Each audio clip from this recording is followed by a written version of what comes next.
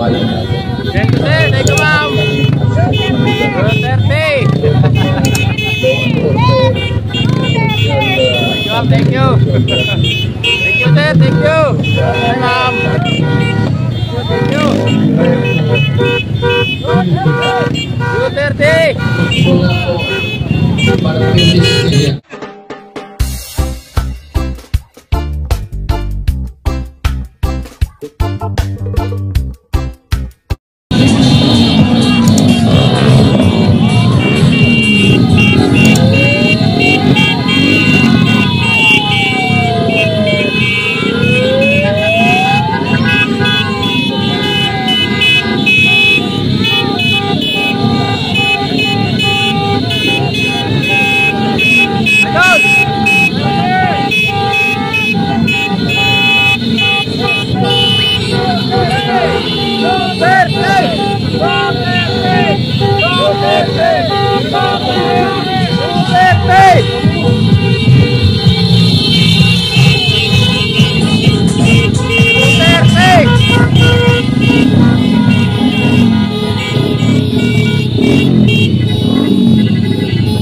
Wala sila maparkyan dito, ma'am. Wala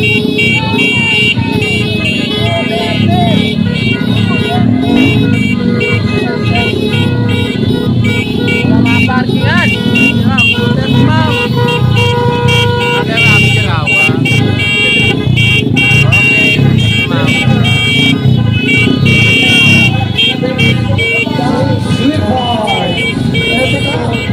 Thank you so much.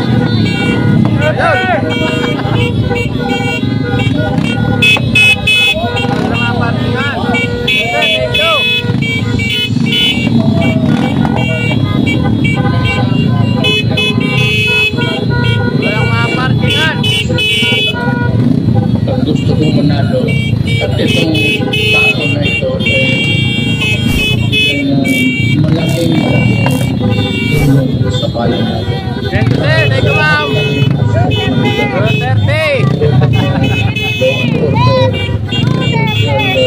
Thank you. Thank you, sir. Thank you. Hi, ma'am. Thank you. 230. Para Princess. Thank you, thank you. Wala sila maparkingan. Saan sila datan? Maayong matao. Maayong matao sa inyong tanan. Magandang hapon po. Wala sila maparkingan. Nagmamahal sa Pangulong Duterte. Mataas sa kabaon. Maraming salamat po. At kagaya ninyo, kami na narito, mahal namin ang Pangulong Duterte dahil siya lang ang kilala natin, leader na naramdaman natin na nagmamahal ng totoo sa Pilipino. Dahil kahit Wala mga parkingan dyan, guys. Punta tayo dito. Yan, thank you very much. At dahil sa kanyang mga pagkasiyong yan, pinag-iitan siya ng administrasyong ito, pinapulong ang nila sa hili. Ikawa, ang lahat ng simulan natin noon, dahilan bakit natin siya ipinoto, tila inalis na po ng administrasyon. Ngayon, alam na naman po ang droga sa kalsada. Nakakatakot na naman pong maglakad-lakad. Nababasa po natin sa Facebook, nakikita natin sa news, patayan, saksakan, kidnapping, nag-ransom na, pinatay pa. Marami ang ano ngayon, marami na namang tarantado. Para sa kaayusan ng bansa. Nakikita natin at napapanood po natin ang Kongreso araw-araw hinihiya dahil sa korupsyon. Port barrel na pinagbawal, ginagawa na naman po nila. Hindi na nahiya.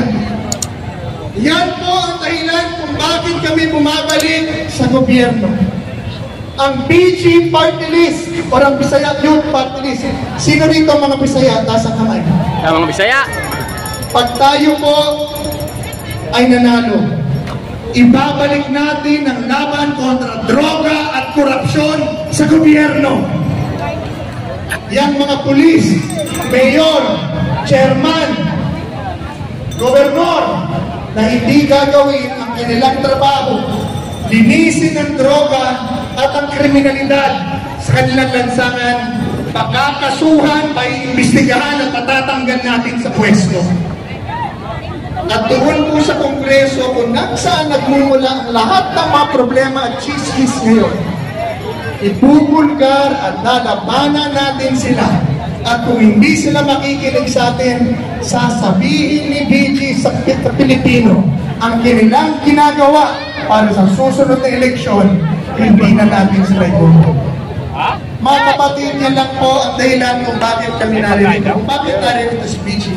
Tapos na po sana ako sa aking karera sa gobyerno. Naabot ko na ang mga bagay na hindi ko iniisip na maabot. Konsehal lang po ako dati ng Maynila. Naging commissioner, naging chairman, at naging kanang kamay ng Pangulong Duterte sa paglaban sa droga. Ayaw ko na po sana. Pero hindi ko po matiis na nakikita ang ating bayan nasasadlak sa kahirapan, krimen at droga dahil sa mga tawiling opisyal at mga opisyal na kurap at abusado sa kapangyarihan. Panghuling itutulak po natin muli ang federalismo sa ating bansa para mga abusadong opisyal, Senado, Kongreso at Pulis ay mawalan ng kapangyarihan, abusuhin ang kapangyarihan ng Pilipino. Maraming salamat po sa inyo lahat. Madali lang pong tandaan ang aking numero. Number 98. Anong number? Sige, 100 minus 2 equals? Maraming salamat po sa inyong lahat at mahal ko po kayo. Yeah! Maraming salamat po. Palakpakan mo po dyan.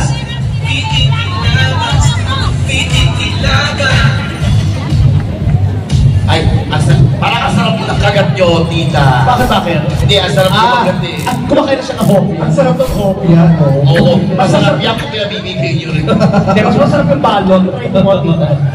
Oh, eto na, napakinggan na natin yung iba. Meron pa tayong mga parating na magsasalita para po ibigay ang kanilang mga plataforma at ang kanilang gagawin.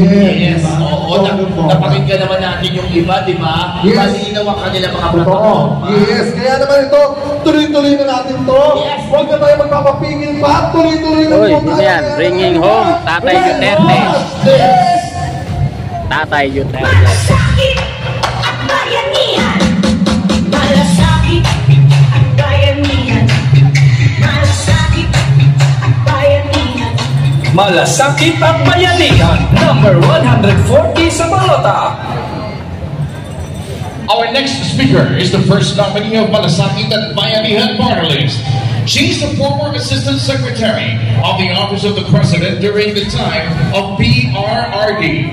She's the former Director of Department of Health, the Malasakit Program Head, who managed the establishment of Malasakit centers across the country, bringing the total of 167 Malasakit centers all over the country. Please welcome Miss Girlie Veloso. Ayong hapon kanatong tanan. Magandang hapon po sa ating lahat. Ang inyong presensya ay nagpapatunay lamang sa inyong pagmamahal at suporta, malasakit at bayanihan sa PDP senators or pa ang ng tinatawag suman. na Duterte Dumayo lang kayo ng suman. ni Tatay Digong at ni VP Inday Sara Duterte. Nandito po ako sa inyong harapan ngayon para magpakilala. Ako po ay si Girlie Veloso, ang first nominee ng Malasakit at Bayanihan Party List 140 sa inyong balota. Bisayan Dako from Cebu. Sino mga Bisaya? Diribe, kisay mga Bisaya. Kaway kadaghan. Kadaghan na yung Bisaya. Kaway pabor-pabor, alin lang mo sa 140 ha, mga Bisaya. Totoo po yan. Ako po yung Malasakit Program Head. I am the former Malasakit Program Head ng Department of Health. Nagtatag po tayo, ikot po tayo sa buong bansa para magtatag ng malasakit centers. We now have 167 malasakit centers all over the country.